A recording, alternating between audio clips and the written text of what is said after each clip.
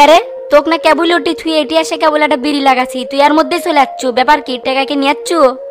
হ্যাঁ ভাই, টাকা তো নিয়ে যাচ্ছি, তো এখন আমার মাল আর ব্যাসটা দেন। হাই রে, তুই তোর কাছে টাকা থাকতো আমার সামনে অভিনয় করলো, এ জন্যই বাঙালি ঘরে চোদনা ফালালে সই হয় না। বিশ্বাস করেন ভাই, এই 10,000 টাকা আমি নিজের পকেট থেকে দিলাম। ওই চেনটা খুব কষ্টে চিন্তাই করছিলাম, ওটা আমার খুব শখের জিনিস। ওটা হলো আমার আবেগ, আপনি ব্যতীত যদি অন্য কেউ হাত দিল নি, তাকে একবারে ছিঁড়ে ফেলে দিলাম নি। বুঝছি, এত ফাপন না মেরে তাড়াতাড়ি টাকাটা বের কর। ঠিক আছে ভাই, দিচ্ছি।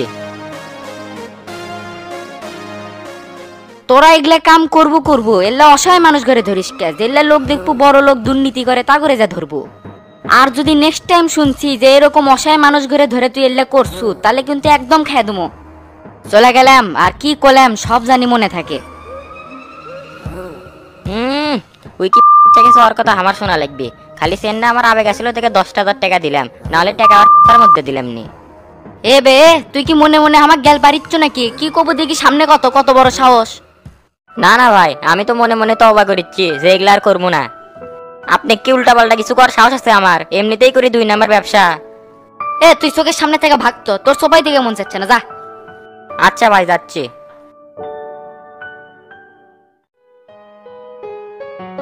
জমি তো দেখিচ্ছি মেডেল পয়েন্টে, এই জমি যদি একবার লিয়ে পারি সেই মাল্লু কামান যাবি। ও তা ভাই তো দেখিচ্ছি সেই সেটিং দিছে, উপশহরের জায়গা খালি টাকা আর টাকা। শালা বুড়া কাকে পাই এমন ঠেট দিমু, বুঝা পারবি মাসে কদিন যাচ্ছে। দেখি শালা বুড়া আশেপাশে আছে নাকি। এই কাক দেখা যায়, অতি মনে জমির মালিক। তুমি এই জমির মধ্যে হুটহাটকে ঢুকে কি চিন্তা করিচ্ছ? এই মুরব্বী, তাহলে এই জমির মালিক আপনি কি তো খুঁজিচ্ছে? আমি কোনো চিন্তা করছি না, আপনার এই জমির বিরুদ্ধে অনেক রিপোর্ট আছে, সেজন্য তদন্ত করে বেড়াচ্ছি। যে তদন্ত করিচ্ছ ফাজলাম মার্কা কথা কও। এত কথা পতন না কে তুমি এটা যাও তো, চিনি না জানি না মিশে এসে জমির মধ্যে ঘুরিচ্ছে। এ মুরব্বী, আপনি এত কথা করছেন কে? আপনি কলম না এই জমির বিরুদ্ধে কমপ্লেন আছে, আমাকে মনে হয় আপনি চেনেন না। জমির বিষয়ে কি কমপ্লেন আছে আর আপনি পরিচয় আগে দেন তো। আমার পরিচয় এমনি শোনা পারবেন নি, এখন আমি যা কই আগে শোনেন। এই এরিয়ার 6 শতক জমি আপনি যে ভোগ দখল করে খাচ্ছেন, এর কোনো কাগজপাতি আপনার কাছে আছে? আমার বাপ দাদার সম্পত্তি কাগজপাতি থাকবে না কে? অবশ্যই আছে। এলি আসেন তো দেখি, ওই কাগজপাতি দেখার জন্য আমি আসছি। আর তুমি কুটিকের কেটো যে তোমাকে আমার জমির কাগজপাতি দেখান লাগবে? 30 বছর যাবো তো উপশহর বাস করি, আমার কাছে কোনো মাস্তানি খাটবি না। আমি হলাম এলাকার যুব সংঘের নেতা, নাম হলো শিহাব। ভুয়া কাগজ লিয়া এই জমি ভোগ দখল করিচ্ছেন, আসল মালিক আমাদের কাছে কমপ্লেন করছে দেখে আমরা আসছি। আপনার কাগজপাতি লিয়া উকিল সাহেবের সাথে বসেন, তাহলেই সব প্রমাণ পাওয়া যাবেন। যদি কাগজপাতির সমস্যা হয় ভুলে তো জমির কাছে আসবেন না, আর যদি আসেন চাকু মেরে একবার ভরি নামে দেবো। নাম আমার চাক্কু শিহাব, এলাকার সবাই এক নামে চেনে। তাছাড়াও আপনার নামে পৌরসভার কমপ্লেন আছে, ভুয়া কাগজপাতি লিয়া জমি ভোগ দখল করেন, তাই লয়? দেখো বাবা, আমি একজন ভদ্র মানুষ, আমি মানুষের জমি ভোগ দখল করে খামো তা আমার দ্বারা কোনো কালো হবে না। আমার 2টা ছেলে আমেরিকা থাকে আর একটা মেয়ে কানাডা থাকে, 3জনই ডাক্তার। তারা সবসময় আমাকে নিয়ে যাবার চায়, কিন্তু এলাকার মায়া ছেড়ে আমি যাবার পারি না। আর এরকম স্ট্যান্ডার্ড ফ্যামিলির লোক হলাম আমি, আর আমি মানুষের টাকা দখল করে খামো? তুমি আশেপাশে তথ্য নিয়ে দেখো, অনেকেই আমার জমি খাচ্ছে, আল্লাহ রহমতে আমার কারো কাছে হাত পাতা লাগে না। বললে বড় বড় লেকচার ছাড়েন, লোভ কিন্তু প্রত্যেকটা মানুষের মধ্যে বিরাজমান। আপনার ছেলে ডাক্তার না ইঞ্জিনিয়ার সেটা দেখার সময় আমার নাই, এই জমির কাগজপাতি নাই তাই এই জমি দখল হবে। আমরা যে জায়গায় যাই সেই জায়গার মাঠ এমনিতেই ফাঁকা হয়ে যায়, তাই কই কি গেম জাম বাজায়েন না। তুমি কি আমাকে থ্রেট দিচ্ছ? আমি কিন্তু পুলিশ কমপ্লেন করতে বাধ্য হব। চাচা, পুলিশে ডাক দিলে আপনারই বিপদ হবে, আমাদের কিছুই হবে না। বয়সের সাথে সাথে দেখিচ্ছি আপনার বুদ্ধিও লোপ পাচ্ছে। ভুয়া দলিল নিয়ে জমি দখল করে খাচ্ছেন, পুলিশ আসলে আপনি কি অ্যারেস্ট করবে? এই জমির বিষয়ে দপ্তরে রিপোর্ট আছে, তাই আপনি জমির কাগজপাতি সব রেডি করেন। দেখো বাবা, আমার জমির উপর ধরে আমাকে থ্রেট দিচ্ছ, দেশে কি আইন কারণ বলতে কিছু নাই? কয়েকদিন আগে আমার ছোট ভাই হালিম শেখ এই জমির অংশ 6 শতক বেচিছে।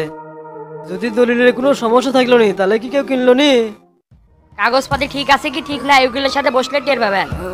জেল্লে কথা কইলাম সেল্লে দেন সব মাথার থাকে, আগামীকাল এসে কিন্তু এলে ভদ্র ভাষার কথা কমো না। খালি বয়স্ক মানুষ দেখে নিস্তার পেলেন, চ্যাংরা ব্যাংরা হলে তো গোয়াদ লাঠি দিয়ে খালের মধ্যে ফেলে দিলাম নি। আমি শিহাব, চাক্কু শিহাব, অত্র এলাকার সবাই হামাক চেনে, খালি আপনি হামাক চিনলেন না, এটাই আমার ব্যর্থতা। থাকেন, আজকে না হয় চলে গেলাম, কালকে আবার দেখা হবে। আমার এই জমির উপরে শগুনের চোখ পড়ছে, কি এক মুসিবতে পড়লাম। বাপ দাদার আমল থেকে জমি খাচ্ছি, এই জমির কাগজপাতিও তো অরিজিনাল।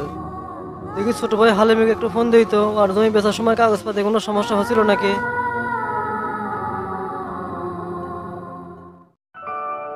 কেরে ডন শিহাবের সাথে কি তোর কোনো কথা আছে? হ্যাঁ ভাই, ওর সাথে তো কথা হচ্ছে, মোটামুটি কাম সেরে ওই আসতেছে।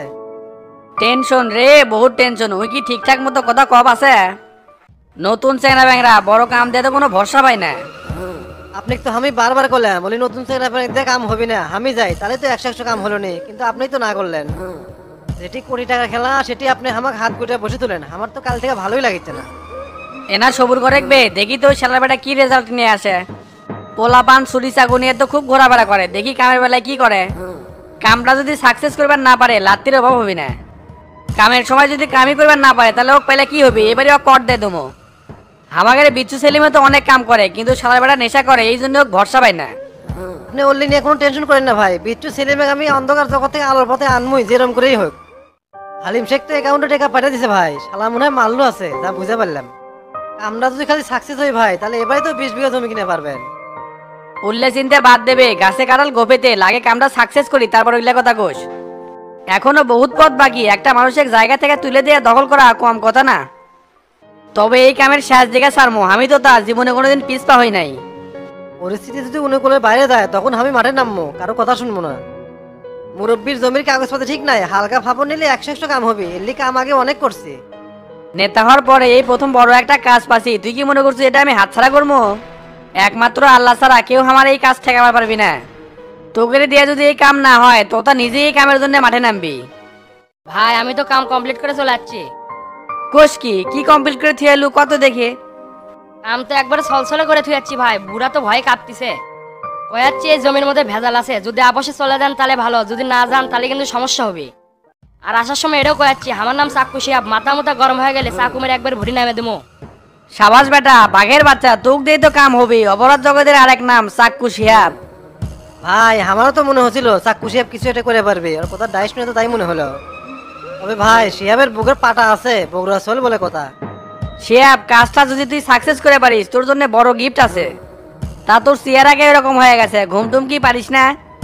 এ ভাই রাতে ঘুমায়নি, এনা ঘুমার লাগলো নি, গেলাম তাহলে, আসসালামু আলাইকুম। ওয়ালাইকুম আসসালাম।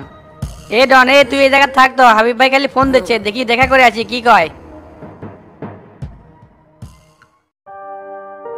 সরকারি প্রজেক্টে কিছু কাম চলতেছে, রাস্তার বালু দেওয়া, ঠিকাদারের মাধ্যমে বালুটা আমি দেই। পোলাপান গেলে পালা লাগে, খরচাপাতিরও তো একটা ব্যাপার আছে। এক সাইড থেকে পার ডে টাকা পয়সা আসলে চলাফেরা করে অনেক শান্তি মামুনি। ঠিক আছে চাচা, বালু দেন, রাস্তার কাজে বালু দিবেন, কামটা তো আর খারাপ না, বালু তো দয় লাগবি।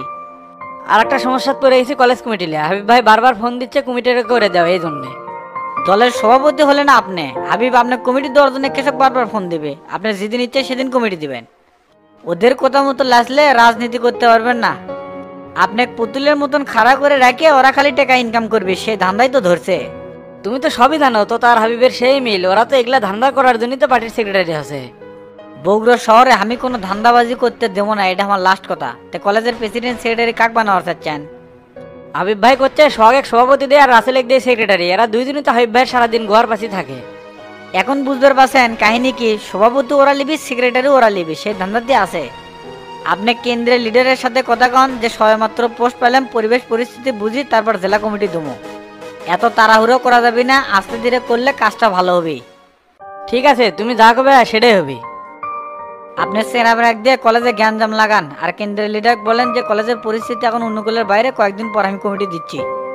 এখানে ভুল সিদ্ধান্ত নিলে কেসাল গন্ডগোল আরো বেড়ে যাবে। গুড আইডিয়া, আমি কলেজে সেনাপেরা পাঠাচ্ছি, দেখি একটা বিশৃঙ্খলা সৃষ্টি করুক। তবে তোমার মাথায় তো অনেক বুদ্ধি, এগুলো বুদ্ধি তো আমার মাথায় খেলে না। কি যে কন্যা চাচা, আপনার অভিজ্ঞতা কি আর কম? খালি মাথা কম খাটাচ্ছেন, এই জন্য হচ্ছে না।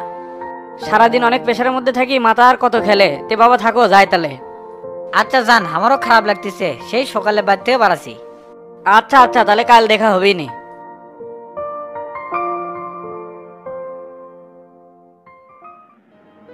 গোল্লা, কে রে গোল্লা, এই সারাদিন থাকে কোনটি? ভাই ডাকছিলেন আমাক? 2 দিন হলে তোর কোনো দেখা নাই, তুই থাকিস কোনটি রে? কি আর কমু ভাই, সেই ঝামেলাত পড়ছিলাম, 2 দিন তো বগুড়াত আনোয়ার ভাই মেসে থাকছি। আনোয়ারে মেসে থাকছো কে? কি আছে, কোনো সমস্যা আছে নাকি? তো কোনো সমস্যাত পড়ছিল নাকি? আমাকে ফোন দিলি তো হলো নি। না ভাই তেমন কিছু না, ওই যে আয়নাল দোকানদার আছে না, তাই বগুড়ার যে মাল কিনবার যায় ছিনতাইকারী হাতে পড়ছিল, পরে 30,000 টাকা নিয়ে নিছে। আমি আর না সেই দিন জেন্টস পার্লারে চুল কাটতে গেছিলাম, পরে দেখি স্টেশনের ধারে বসে থেকে আইনাল দোকানদার সেই কান দিচ্ছে। পরে কাছে যা শুনি এল্লা ঘটনা। ছিনতাইকারীর যে লিডার আছে ওর সাথে কথা বলি তো একটা সমাধানে আসলো নি।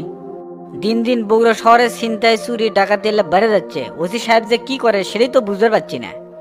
ওই যে সূত্রপুরের যে মামুন আছে না, এই শালার বেটাক ধরলে মনে হয় কাম হলো নি, ওই তো এটা লিডার। আরে ভাই অকি তো ধরছিলাম, ধরে 24 ঘন্টা আলটিমেটাম দিছিলাম যে টেকা না ফেরত দিল জেলে ঢুকে দেবো। পরে দেখি 10,000 টাকা কমলে আমার কাছে আসছে। পরে কানের তলে দুটো লাগাইয়া চেন টেন সব কেড়ে নিলাম। পরে দেখি আধা ঘন্টার মধ্যে 10,000 টাকাও দিছে। খুব ভালো করছো। এখন আয়নালের কাছে যায় টাকাটা দিয়ে তারপরে আয়। টেকা জিনিস নিজের কাছে রাখলেই লোভ হতে পারে, মানুষের জিনিস এই জন্য কাছে রাখতে নাই। ওখান থেকে একটা টাকাও যেন না কমে। গরিব মানুষ দোকানদারি করে খায়, কতটা যেন মাথার থাকে।